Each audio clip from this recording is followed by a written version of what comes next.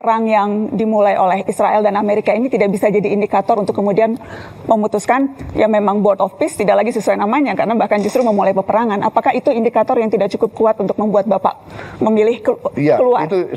Bagi saya blessing sekali ketemu Bapak, saya bisa mengungkapkan banyak hal.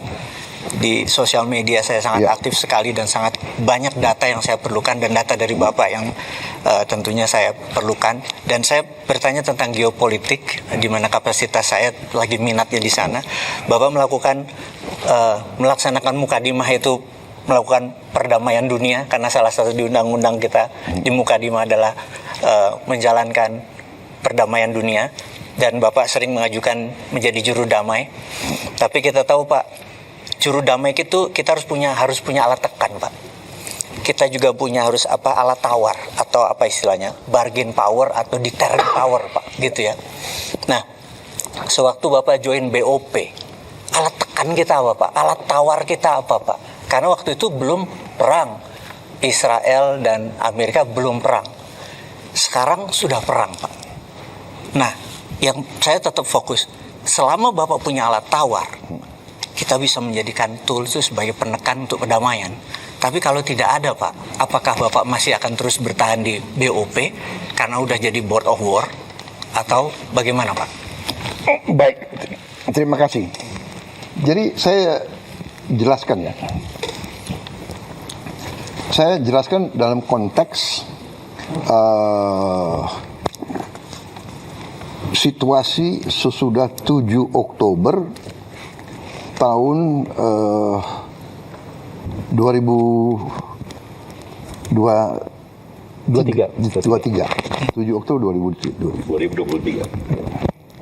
Terjadi serangan oleh Hamas ya. Di alam yang dan pembalasan dari Israel yang luar biasa. Betul. Bisa dikatakan gila-gilaan, ya. 7 Oktober 2023 Bapak. Jadi 2024, 2025 terus dihabisin rata Gaza. 80% rata. 70.000 diperkirakan mati. Orang tua, perempuan, anak kecil tidak bersenjata. Apa yang kita bisa buat untuk hentikan itu? Kita coba dengan segala cara, ya.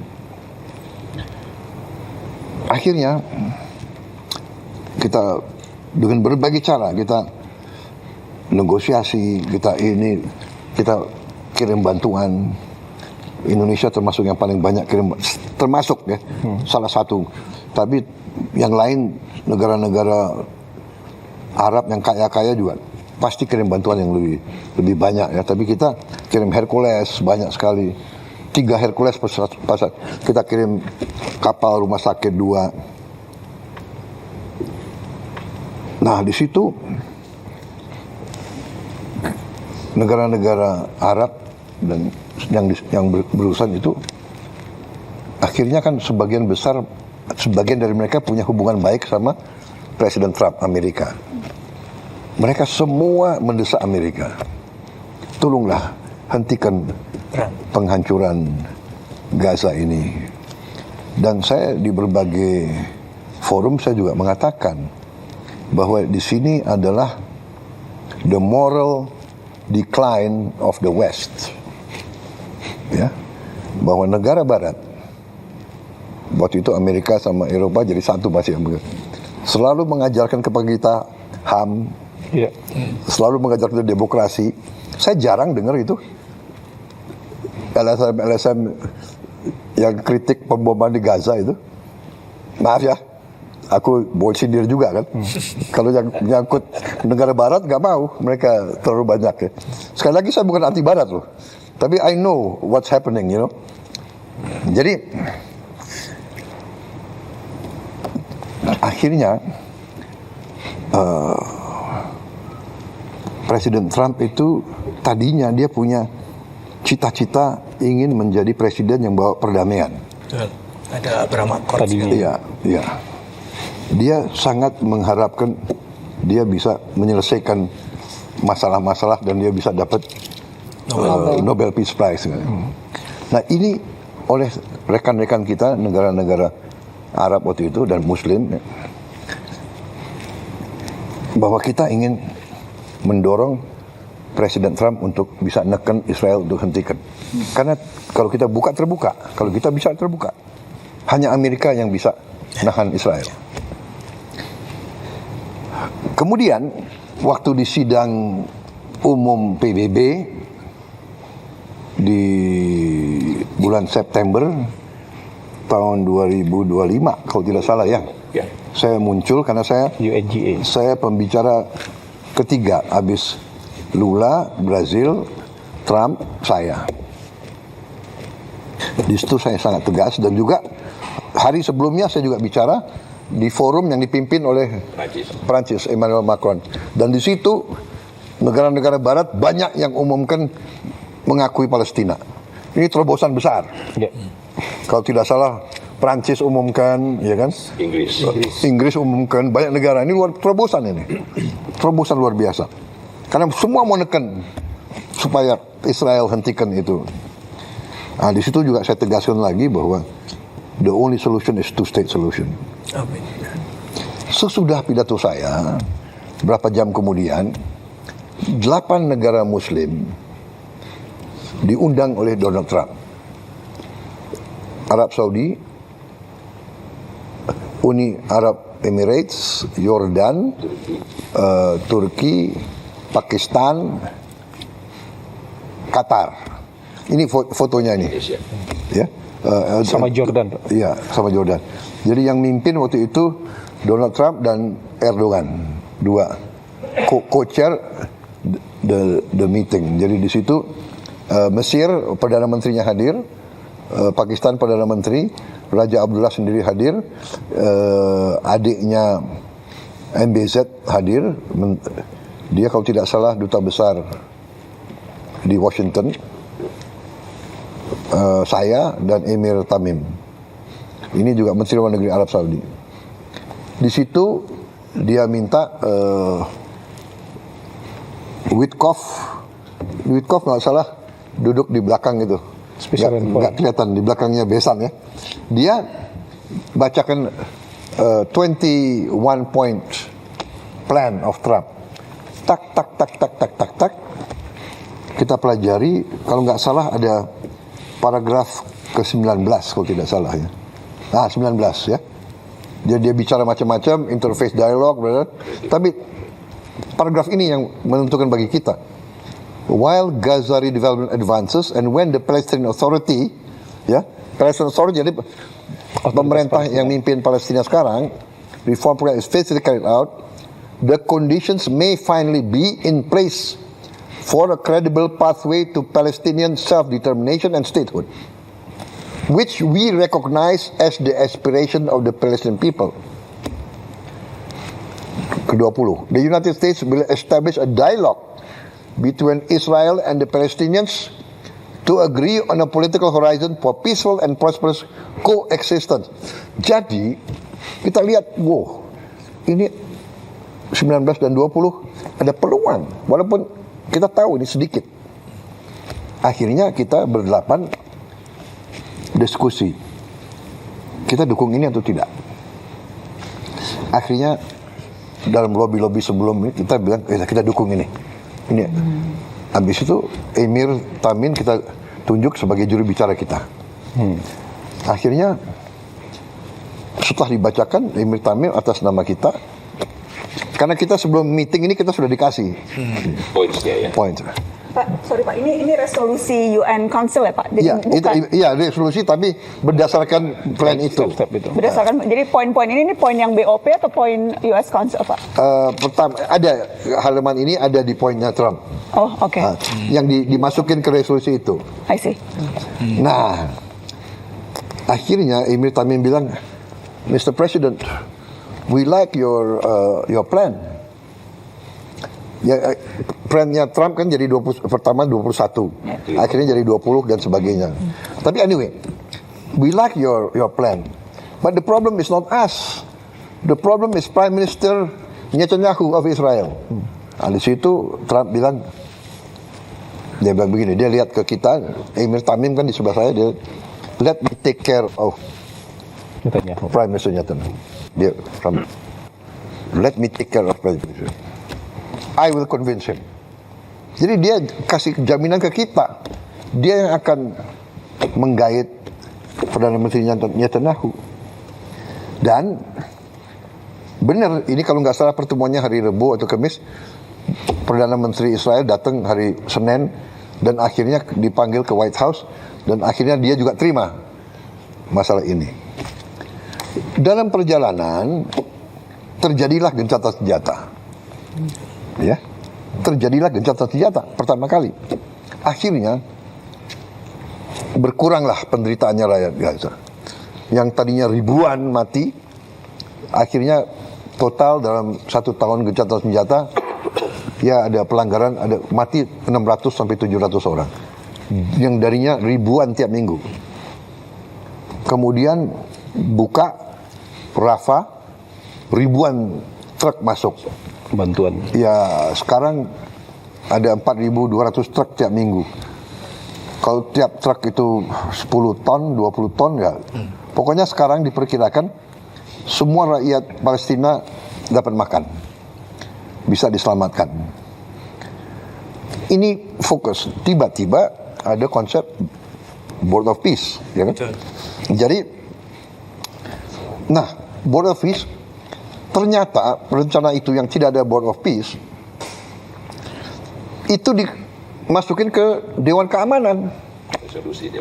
Resolusi 2803 yang tidak diveto oleh siapapun. Berarti Rusia dan Cina ikut mendukung, walaupun tidak eksplisit. Dia abstain, tapi dia mengizinkan resolusi ini. Nah, itu syarat kita. Jadi syarat saya dari awal, saya akan ikut dalam proses perdamaian. Indonesia siap menyumbang pasukan perdamaian asal disetujui oleh PBB. Akhirnya Board of Peace disetujui oleh PBB. Nah, kita tanya lagi 7 negara Muslim lainnya, bagaimana? Akhirnya kita ambil kesimpulan begini. Kalau kita di dalam, mungkin kita bisa pengaruhi dan membantu rakyat Palestina. Kita tahu tidak gampang. If we are inside, maybe we can help. Dukung rakyat Palestina. Kalau di luar, pasti nggak bisa. We cannot do. Jadi akhirnya kita putuskan kita masuk. Oke. Kemudian itu statusnya. Dan saya mengatakan selama kita di dalam BOP bisa bantu perjuangan rakyat Palestina, kita akan berusaha. Begitu kita ambil kesimpulan tidak ada harapan dan kontraproduktif, kita menilai kita habis waktu, habis energi dan tidak menguntungkan kepentingan nasional bangsa Indonesia, kita keluar. Itu kesepakatan kita bertujuh, tapi saya sudah ambil keputusan. Saya tidak akan nunggu yang 7 negara lain. Kalau saya ambil keputusan, kalau saya ambil kesimpulan tidak ada manfaat, mereka sudah tahu saya akan keluar. Ya, jadi saya setuju benar sama yang dikatakan Pak Mardigu. We must have leverage. Kita harus ada posisi tawar. Saya tidak tahu kenapa Indonesia diajak. Kita agak jauh. Tapi mungkin karena kita dianggap salah satu negara Muslim yang besar. Ya, Turki besar, Pakistan besar. Walaupun kita jauh dari situ, kita diajak. Jadi ya saya menjalankan perjuangan bangsa Indonesia dari dulu. Kita selalu membela kemerdekaan Palestina. Dan itu mereka tahu. Dan saya selalu katakan dalam pembicaraan saya dengan tokoh-tokoh Barat, kita akan ikut dan kita siap kirim pasukan perdamaian asal saya bilang semua pihak setuju keterlibatan Indonesia. Pertama, tokoh-tokoh Palestina. Kedua, semua negara yang terlibat, Mesir, Yordan. Saya katakan tidak hanya Mesir, Yordan, dan bagi saya bilang Mesir, Yordan, saya juga minta didukung oleh Arab Saudi, Qatar, UAE. Itu mitra-mitra kita kan yang baik. Dan saya juga mengatakan, de facto Hamas harus menerima kita. Itu saya sampaikan. Karena we want to be a peacekeeping force. Kemudian oleh mereka, kita yang ikut di Board of Peace, itu dikasih kelonggaran. Namanya keterlibatan tiap negara diberi kesempatan sesuai dengan national caveats. Jadi keberatan-keberatan nasional boleh dihormati. Jadi kalau Board of Peace punya banyak kegiatan, negara X, kami mau ikut yang ini, kami nggak mau ikut yang ini. Itu boleh. Ikut serta dalam pasukan perdamaian juga begitu. National caveats. Kita tegas, kita tidak mau terlibat dalam aksi militer terhadap Hamas. Satu. Kedua, kita tidak mau terlibat dalam mengambil senjata di weaponization dari Hamas. Kita tidak mau ikut. Yang kita mau adalah menjaga rakyat sipil dari serangan manapun. Itu komitmen kita.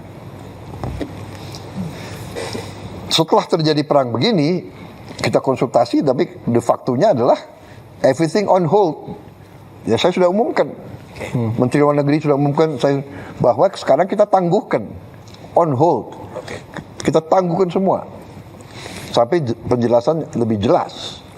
Ya, kalau memang tidak ada suasana damai, bagaimana kita terlibat? Ya, itu pertama. Tapi sekali lagi kita harus hitung benar apa yang bisa kita buat bantu rakyat Palestina. Karena kita memang sangat diharapkan.